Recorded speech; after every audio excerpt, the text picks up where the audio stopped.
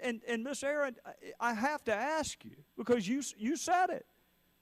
You said that the majority in the D.C. Court of Appeals is thwarting the president's agenda. Who? Which ones? Name them. Who? When you said that, what judges by name were you referring to? I'd like to talk about perhaps. That's great. And when you're a member of Congress, you can ask the questions. But for now, I get to ask the questions. I want to know who specifically you were making reference to when you said the majority is trying to thwart the president's agenda.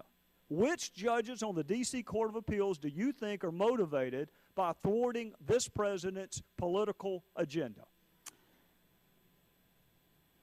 I'm not sure it's necessary to get into this topic, but if it is necessary to me. It is necessary to me, Ms. Aaron, because you say we need more judges. You say we need more judges because the ones that are there now are insufficiently advancing the president's agenda. I want to know which ones. Okay. Who? I'm happy to give you 2 examples. Give me names. Okay. I'm happy to do that. Give it. Brett Kavanaugh. Okay. Why was Brett Kavanaugh selected for the D.C. Circuit? 1, he authored the Starr Report. 2, he was a whitewater prosecutor. Does that mean he's not qualified? No. Does that mean he can't do a good job? No. John Roberts was the deciding vote in Sebelius versus NFIB. No. I bet that surprised you. But I would say that Brett Kavanaugh was selected. Look, qualified lawyers in Washington, D.C. are a dime a dozen in our biggest law firms. We know. Let's talk. Let's stop the gamesmanship.